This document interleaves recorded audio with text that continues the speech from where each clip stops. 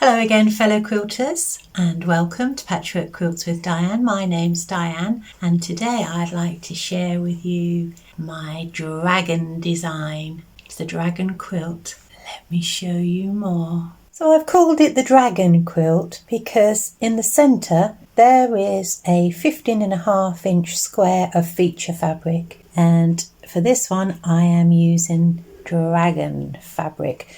But you could use any feature fabric. It doesn't even have to be feature fabric. It could be a block that measures 15.5 inch. And for this quilt, I am using up lots of odd pieces of fabric again. And it's a very simple design. I am using 2x2 blocks and I'm arranging them into an hourglass shape. But you could vary those. You could add 5.5-inch strips of wider fabric if you wanted.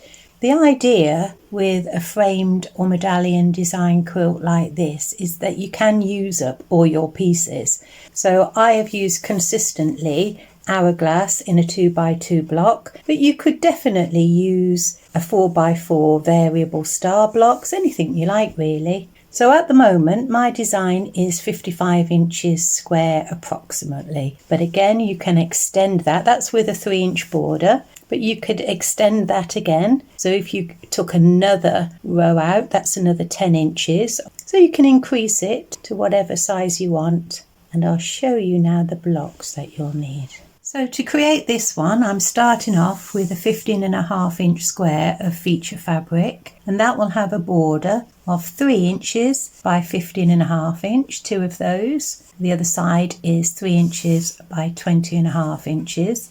And then I have this variety of little 2x2 blocks, and to create those I'm going to make half square triangles. So I need 56 blue and white, 56 blue and black, 56 red and white, and 168 black and white. And the wonderful thing about this quilt is the balance. When you look at the figures, you can see you need 56 of those three. And if you multiply 56 by 3, you get to 168. Sometimes mathematics really pleases me. Okay, so to create those half square triangles, I'm going to take 14 blue and 14 white squares, 4 3/4 inches, sew them together, cut off the corners, cut on the diagonal to give me 4 3-inch half square triangles, and I shall repeat that with the blue and black and the red and white. And then for the 168 half square triangles in the black and white, I'll need 42 white squares and 42 black squares, all 4 3/4 inches. And if you're new to my channel, welcome, and don't worry about trying to write down any of those details. If you go to my homepage, you'll see that there's a link across the top of the page to the community page. If you hit that community link, it will take you to my posts and all of those details will be there for you, so you can just download them if you want to, or refer back to them at another time if you want to. So that's the design, and on my ironing board I have all of the fabrics that I'm going to use in this quilt, and I'll show you that in the next video. But for the rest of this video I am going to share with you my sewing room. It was a bit of a manic Monday. I was a bit high on caffeine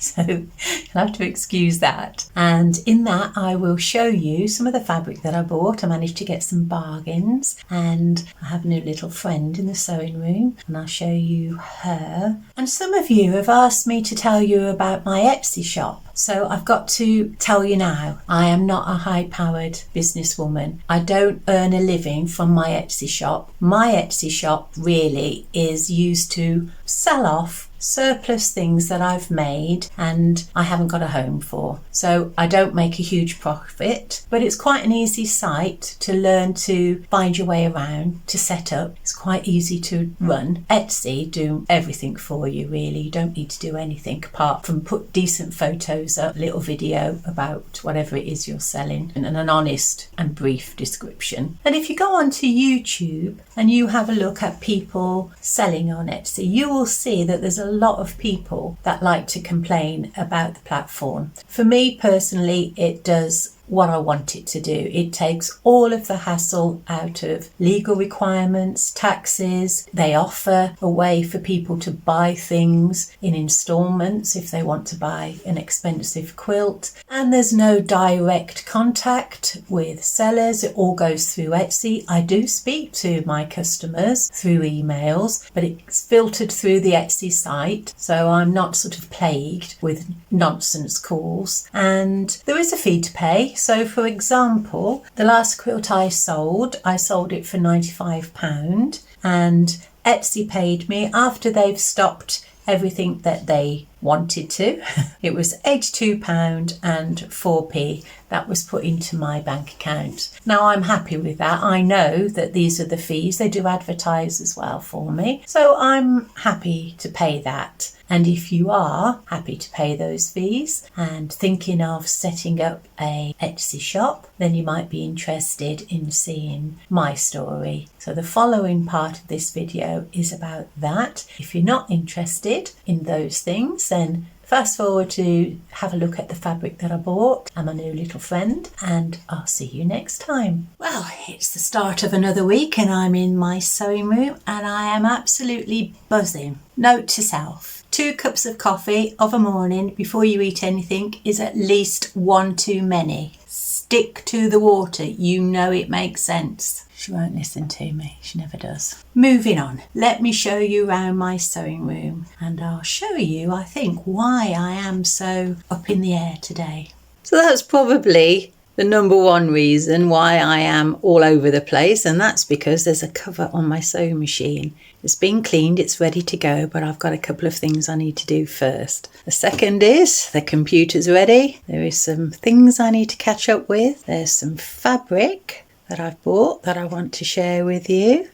On the ironing board, there is the design for my next quilt. I haven't worked out the blocks yet, so that's not quite ready to show you. What shall we start first?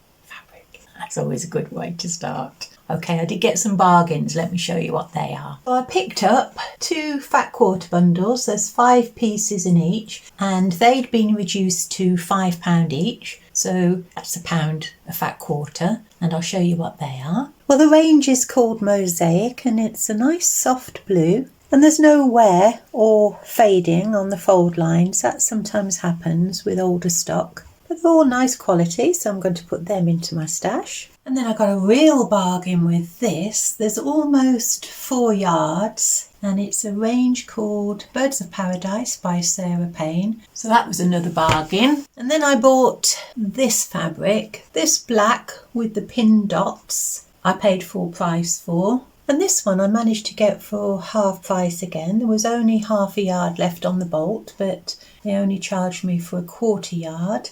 And it's a range called Japanese Cherry Blossom, so another bargain. And the last thing I want to show you isn't really a quilting item, although for me this year it is quilting related because of my journal, and I'll show you that in a minute. But this is something I'd never heard of. They're called Pot Buddies. And it says on the back, a portion of our profits goes to good causes supporting animal charities around the world.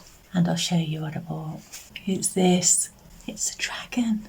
Look how beautiful I think she is. Isn't she gorgeous? So I've called my dragons Layla, and I'll show you where she sits.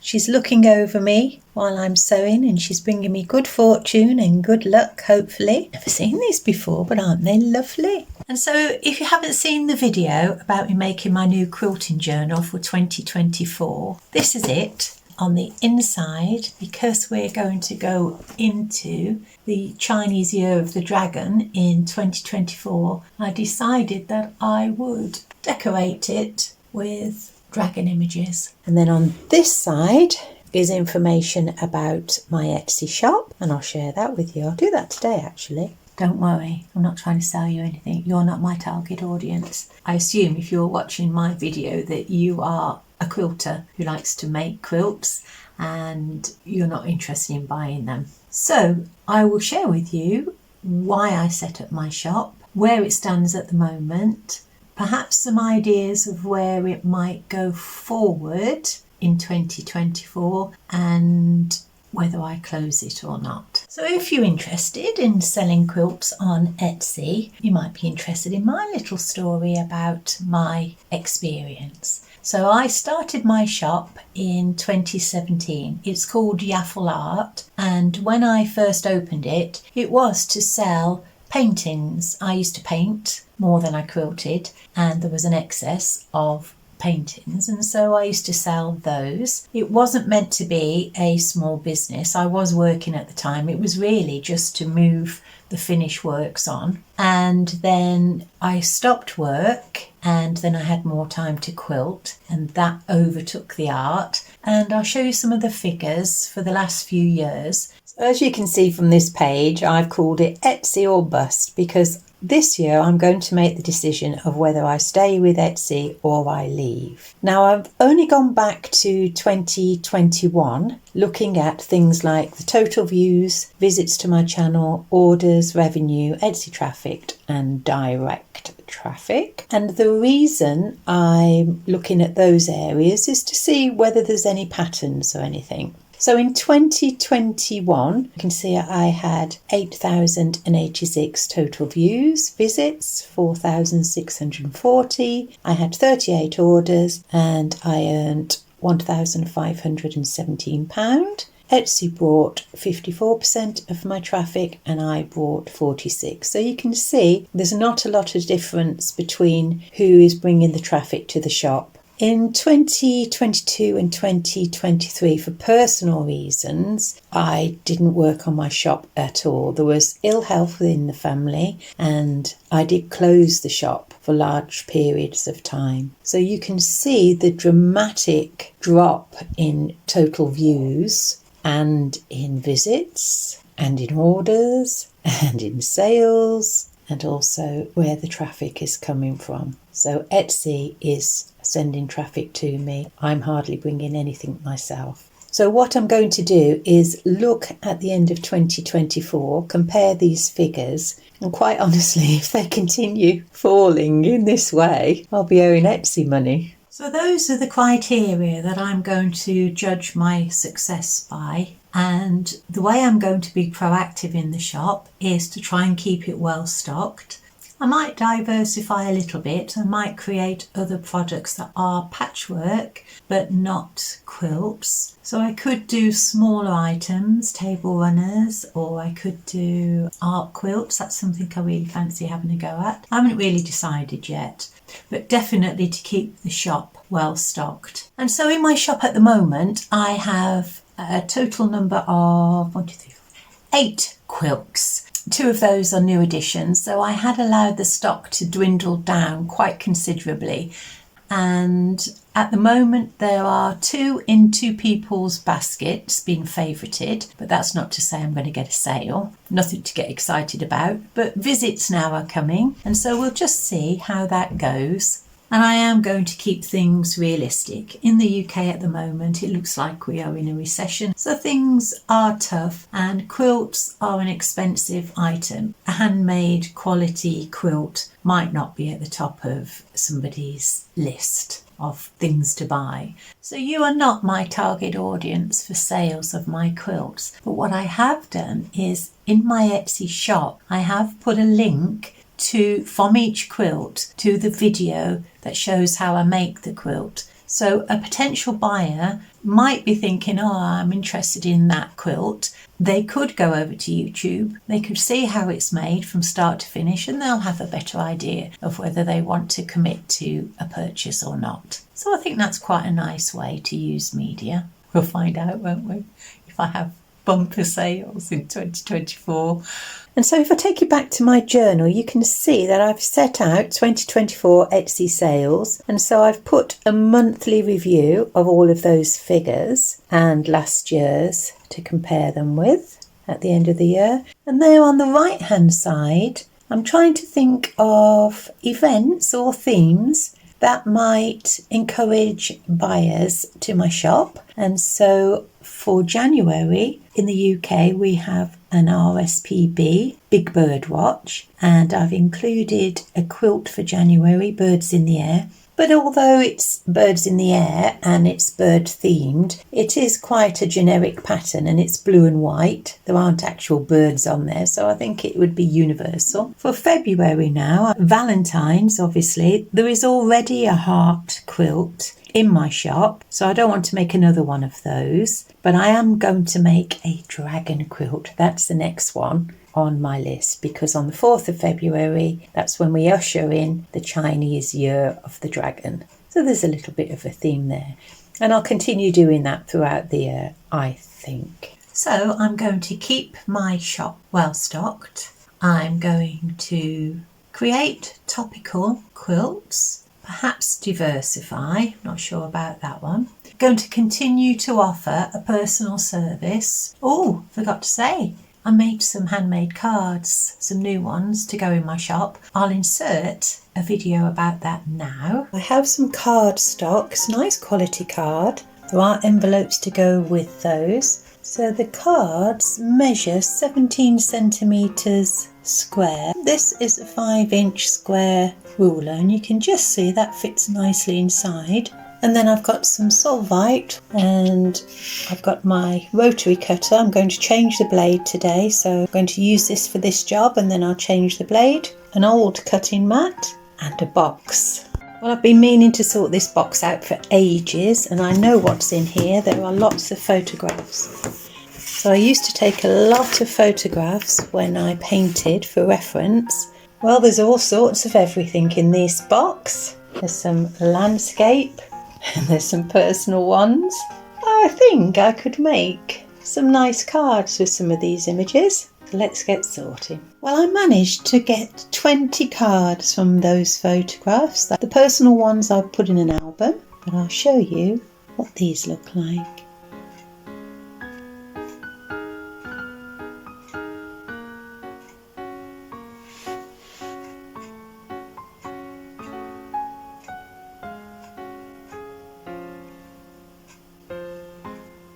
So I've got a really nice selection now of cards ready to put a thank you note inside when I sell a quilt. There's a nice little story with this one. If you're a keen gardener, in the Victorian and Edwardian time, when Gertrude Jekyll was around, there was another English lady gardener called Miss Wilmot. And the story goes that in later life, she took the seeds from her plants, Eryngium giganticum, not easy to say, that's what this is. And she would take the seeds and visit other gardens and drop the seeds amongst their plants and they would pop up, so it was called Miss Wilmot's ghost. I don't know if it's a true story, but it's a good story anyway. So a nice selection. And oh, I've got a few more. I forgot I even had these ones. These little watercolour fun ones I did. So you can just see, there's a little snowman putting a bauble on a tree when no one's looking. What else have we got? I used to have a lovely beagle. A beagle boy, Archie was his name. So these little things, big companies can't offer, can they? Little handmade things. They just don't have the time or the resources or the money. So if we want to set ourselves apart as a small business, I think these little things help. But what doesn't help is the fact that Etsy is swamped at the moment by businesses that are claiming to be small handmade businesses, but are in fact large companies that are bringing in goods and selling them at cheap rates. And there's nothing really we can do about that. So if I want to continue to try and sell to a global audience, then I will remain in Etsy. But there are other platforms available that aren't global, and there's one that's close to home, and that's called Folksy. That's in the UK, and you have to be a handmade seller living in the UK to be on the platform to start with. And so that sort of eliminates the problem that you've got on Etsy with these mass-produced companies coming in and just selling loads and loads of inferior goods, really. And so that might be a way to go forward. But like I say, I shall make that decision at the end of 2024, the beginning of 2025, and it doesn't look too difficult actually to just shift the whole of my Etsy shop over to Folksy. So that's something I might do.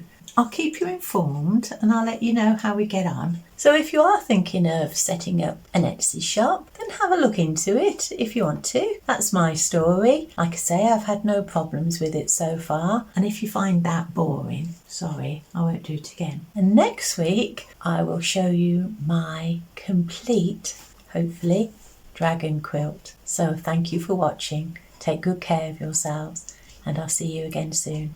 Bye.